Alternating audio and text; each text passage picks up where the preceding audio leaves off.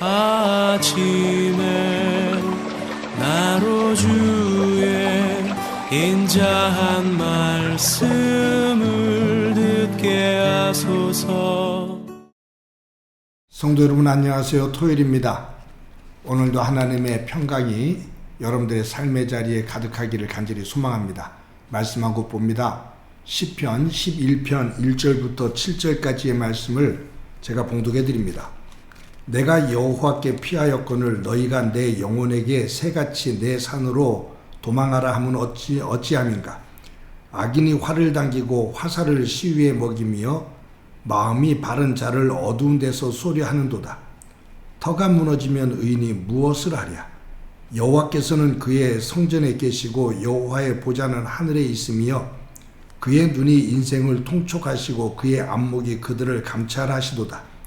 여호와는 의인을 감찰하시고 악인과 폭력을 좋아하는 자를 마음에 미워하시는도다. 악인에게 그물을 던지시리니 불과 유황과 태우는 바람이 그들의 잔에 소득이 되리로다. 여호와는 의로우사 의로운 일을 좋아하시나니 정직한 자는 그의 얼굴을 배우리로다. 아멘. 이탈리아의 그 피사라는 도시에 가면 그 피사 대성당이 있다고 합니다. 한 800년 이상이 된 그 중세 시대에 아주 유명한 그러한 성당이라고 하죠. 그런데 이 피사 대성당 옆에 부속 건물로 55m의 종탑이 하나 세워져 있습니다. 우리가 소위 그 말하는 그 유명한 피사의 사탑입니다. 그런데 이 피사의 사탑은 1173년부터 지어졌어요. 그런데 이 공사를 진행하는 과정 속에 문제가 하나 발생합니다. 탑을 조금씩 쌓아가고 있는데 이 탑이 기울어지는 거예요. 그래서 그 기울어지는 그 각도를 반영해서 탑을 계속해서 쌓았습니다. 지반을 보강하면서 탑을 계속해서 쌓았는데 그런 과정 속에서 199년이나 걸려요. 200년 가까이 걸리죠. 그 기울기를 잡아가면서 탑을 쌓는데 그만큼 시간이 걸린 겁니다. 이 피사의 사탑이 유명한 것은 기울어져 있는 거예요. 그래서 이 사탑 때문에 화려하고 웅장한 그리고 오랜 역사를 가지고 있는 피사의 대성당은 이 사탑에 가려져서 보이지도 않는 것처럼 됐습니다. 근데 이 피사의 사탑이 기울어지는 이유가 있다고 하죠. 그 고대 시대 때 이 피사 지역은 저습지 지대였다고 합니다. 그러니까 지반이 약한 거예요. 근데 이 지반이 약한 곳에 55m 높이 되는 그 종탑을 쌓으려면 기초를 단단하게 해야 되는데 한 3층 정도의 한 3m 그러니까 한 3m 정도의 기초만 파고 거기에 55층의 종탑을 쌓으니 이 지반이 약하니 기울어질 수밖에 없죠. 그래서 이 지반을 지금 더 단단히 하면서 이 사탑이 더 기울어지지 않도록 모든 과학적인 것을 총동원해서 이것을 유지하기 위해서 애를 쓰고 있는 겁니다. 여기서 우리 한 가지 중요한 교훈을 깨닫습니다. 기초입니다. 기초가 튼튼하지 않으면 그 위에 무엇을 쌓든지 균열이 가고 무너집니다. 그것은 건물이 그렇기도 하고 사람도 그렇고 가정도 그렇고 공동체도 그렇습니다. 기초는 그 위에 쌓여지는 그 내용물보다도 더 중요합니다.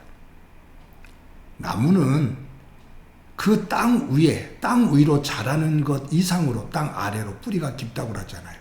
어느 식물학자는 어느 나무든지 땅 위로 뻗은 만큼, 나무가 뻗은 만큼 땅 아래로 그 뿌리가 깊다라고 말해요. 그러니까 큰 나무는 뿌리가 그만큼 깊다라는 거죠. 그렇지 않으면 비바람에 넘어지고 맙니다. 기초의 중요함을 자연이 우리에게 가르쳐주고 있는 것이죠. 여러분 오늘 본문에 보면 이 다윗이 쓴 시인데 이 다윗이 자신의 절박함을 이야기하는 것이 2절에 악인이 활을 당기고 화살을 시우에 먹이며 마음이 바른 자를 어두운 데서 쏘려하는도다. 그러니까 어두운 데서 숨어 있어요. 대적이. 그리고 활에 화살을 꽂아서 시위를 당겼어요. 이제 놓기만 하면 돼요. 그만큼 대적이 숨어서 다윗을 죽이려고 활 시위를 당기고 있다 그 말이에요.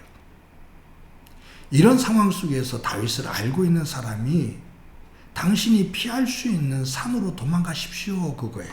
1절에 내가 여호와께 피하였거늘 너희가 내 영혼에게 새같이 내 산으로 도망하라 하면 어찌민가. 그러니까 주변 사람들이 당신을 죽이려고 하는 사람들이 저렇게 달려들고 있으니 당신이 피할 수 있는 요새로 산으로 빨리 도망가십시오 라고 말해요. 그때 이 다윗이 하는 말이에요. 내가 여호와께 피하였거늘 내가 여호와께 피하였거늘 너희들은 어찌하여 자꾸 세상적으로 보면서 나를 안전한 산으로 도망하라고 자꾸 나에게 권면을 하느냐. 그러면서 3절에 이렇게 말합니다. 터가 무너지면 의인이 무엇을 하랴. 터가 무너지면 의인이 무엇을 하랴. 여러분 여기에서 터는 자신의 삶의 자리입니다. 어찌 보면 기초입니다. 우리 터를 닦는다 그러잖아요. 나루터, 장터, 삶의 터, 모두가 터가 장소, 내 삶의 영역, 내 기반을 말하는 거죠. 내 터전을 다 잃었어 그러잖아요. 다윗은 지금 내가 하나님께 피했다. 만약 터가 무너지면 내가 하나님을 의지하는 이 믿음의 터전이 무너지면 의인이 무엇을 할 수 있느냐? 하나님을 믿는 사람이 무엇을 할 수 있느냐라는 거예요. 이 다윗은 그 위기 속에서도 무엇을 보고 있냐면 자신의 믿음의 터, 하나님입니다. 내가 하나님을 믿는 이 믿음의 터가 무너지면 나는 하나님이 나의 피난처라고 나의 요새라고 나의 방패라고 나의 산성이라고 믿고 나는 그분에게 피하고 의지하고 있는데 너희들은 자꾸 세상적인 안전한 곳으로 나를 가라고 독촉을 한다. 그런데 믿음의 사람이 하나님을 향한 하나님에 대한 이 터가 무너지면 무엇을 할 수가 있느냐. 하나님의 사람은 믿음 안에서 하나님의 역사를 봐야 된다 그 말이에요. 사랑하는 성도 여러분, 그러면서 이 다윗이 4절에서 여호와께서는 그의 성전에 계시고 여호와의 보좌는 하늘에 있으며 그의 눈이 인생을 통촉하시고 그의 안목이 그들을 감찰하시도다. 하나님이 보고 계시다 그 말이죠.